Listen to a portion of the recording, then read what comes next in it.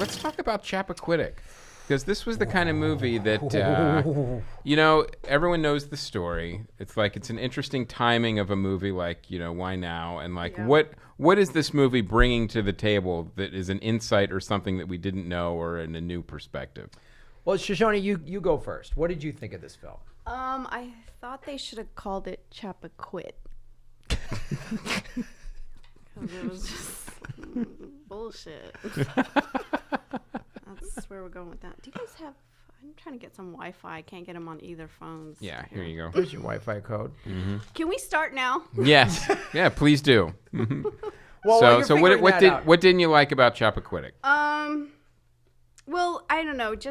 I do know. I kind of am hesitant to watch movies that are real life events going to film because like I was telling Graham earlier, it's a finite medium. There's only so many pages, only so many minutes, and oftentimes the story takes precedent over the actual facts or what really happened. So in telling the story, to make it interesting or entertainment, that's what films are. They make things up and then, so I'd rather just see a documentary or read it. What do you think was one of the things that was Hollywoodized? The beginning when no one was there, just him and Homegirl, who he drowned, and they're just going to be like, a camera there? No, that didn't happen. But I mean, I understand it was for the audience, but that's also putting a narrative to the events that happened. So it's just really frustrating to me because I'm like, well, what really did happen? And I guess that's the question overall, but still, what gives them the motherfucking right?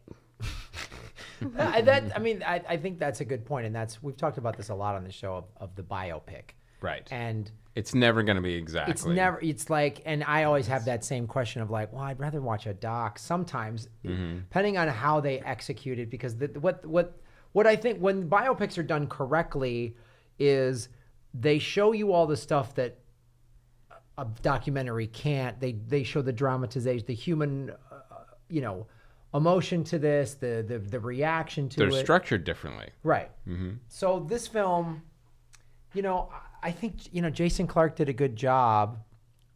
How was his Kennedy accent? It was pretty good. He didn't. Yeah. That's always such a thing. Like, is he going to actors always like. Over New England? Oh, yeah, over Kennedy it up. Like, I was driving on the bridge or whatever. Like, is it going to be. Chowder. Say chowder. Chowder. But what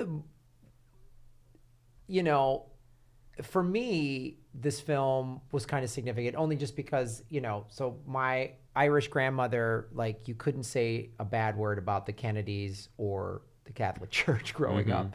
And so I was so told as a child that the Kennedys were so great. They were so great. And then as I got older, I was like, well, wait a minute.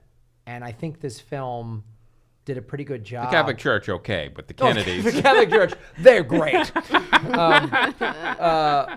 So the Kennedys, are still in many circles still revered, right? As and there's all this, and some of it is justified of what would have happened if JFK and Bobby hadn't been assassinated. Right. Look what they were trying to do, and Right. Bobby was going to stop the Vietnam War, and okay, great.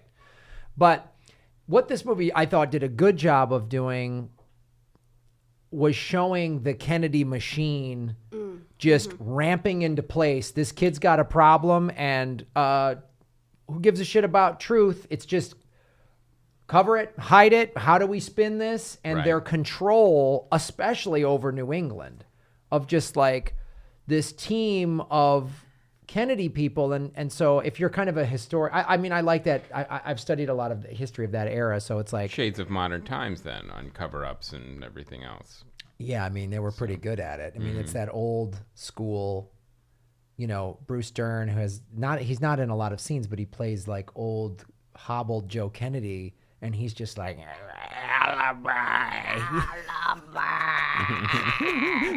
just like, so, but like, I thought you were going to say Rosebud.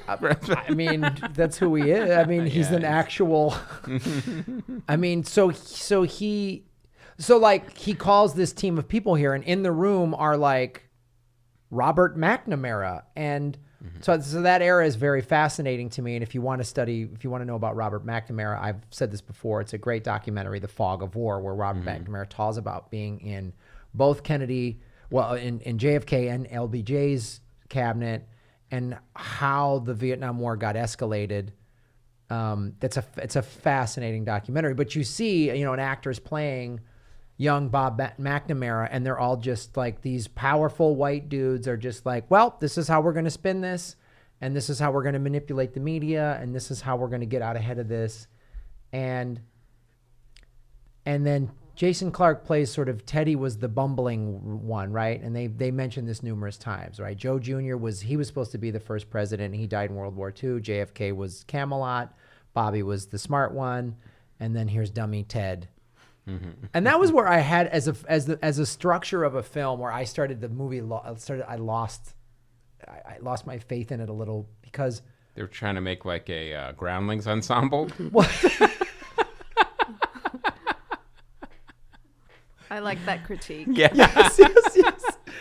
But like there was moments in the movie where they're showing Teddy being bumbling, and it was done in sort of a wacky way. Like the audience laughed, and I sort of was like,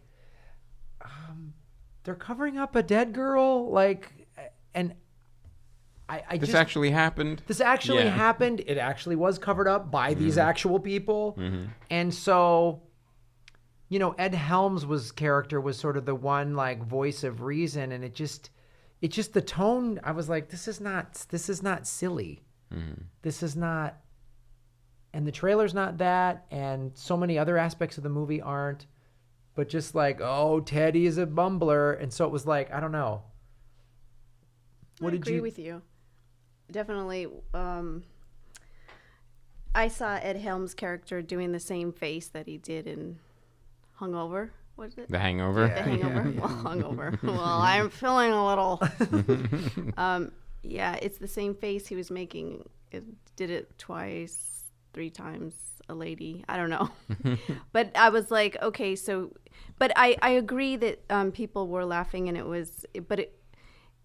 being that it was a dramatic piece, I know there are elements sometimes they have to have these moments of humor just to kind of let up, to tell the story further, or just to not bore the audience.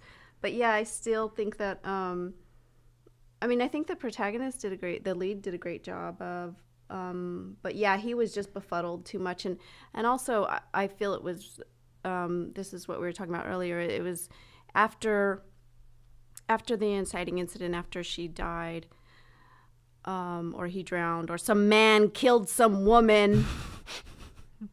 It was just one note from there. I mean, there was no real crescendo, if you will. I think that's and that was part of I think Ed Helms. I get that he, and I'm sure his agents are like trying to get him into the dramatic. Now, what about like? But he was miscast. Interesting. Definitely. Yeah. Right? Like, he did a good job. And, it was great to see, some comedians, in a dramatic piece, but it just didn't work for me. Any nomination-worthy performances, or was no? That's why you watched this and you went, oh boy, they had Oscar intentions with this movie, right. And then you went, oh, the uneven tone of this for me is why somebody went, release it in April, right?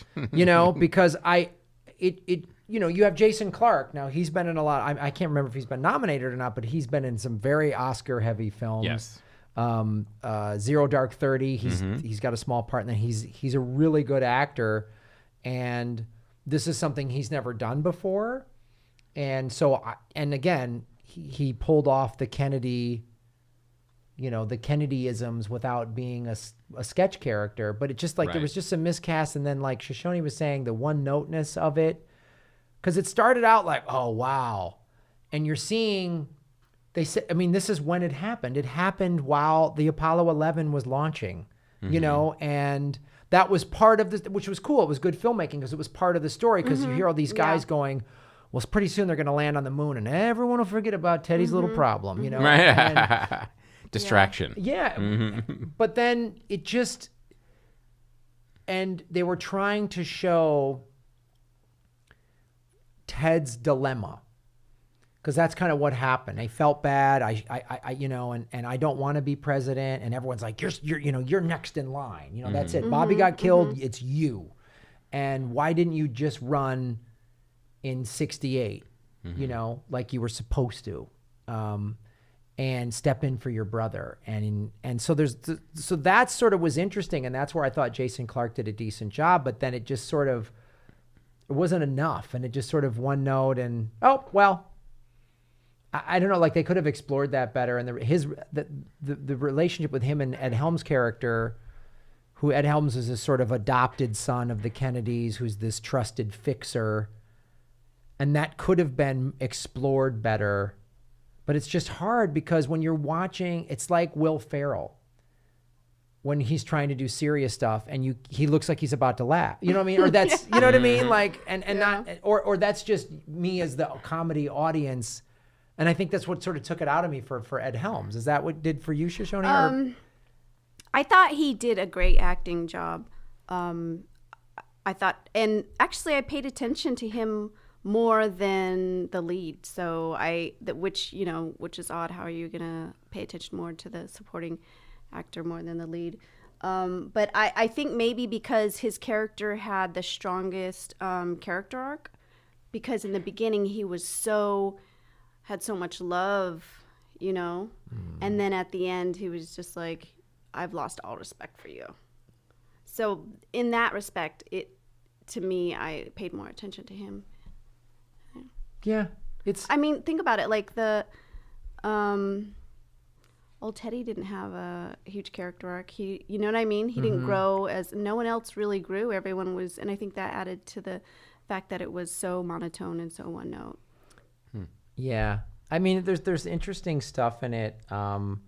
Like the extras that play the captain and the deckhand on the ferry sequence were actually captains and deckhands on the boat, you know, back in the 60s, which is, they shot it out there in Massachusetts. It looked and felt in Rockport, and it, you know, they did a decent job with that. I mean, that's an interesting thing to overcome it's an interesting challenge. Every time you're doing a period piece, how can they get it? And who played Mary Jo Kopechne? I'm blanking. I'm going to bring up that actress's name. Kate Mara. She did a decent job in the beginning of her sort of dilemma. I didn't realize Jim Gaffigan was in it. Jim Gaffigan was in it, and he plays the Attorney General of the state of Massachusetts. And so, yeah, I mean, it's all... It's odd casting. It is some odd casting. I think Jim Gaffigan was believable as that sort of era of guy, but Ed Helms, I don't know. Bruce Dern was great. Kate Mara was good as Mary Jo Kopechne, but again, it's like Shishonia is saying, they sort of introduce stuff, and then there just isn't a lot of arc. Right. It's really just sort of... So, I don't know. It's I'd love to know what the people listening and watching, what they think of it, because some people might really dig this. If you're a sort of Kennedy historian or Kennedy file, it's interesting in that capacity and how they address these actual events. Kennedy file? I've never heard that. Yeah. Like a pedophile? But yeah, they're It's where you only molest Kennedys. yeah. Only molest Kennedy bad movies. So I mean, I'd curious to know, like, if other people found it as uneven as like Shishonia. Well, sometimes a release date tells you a lot.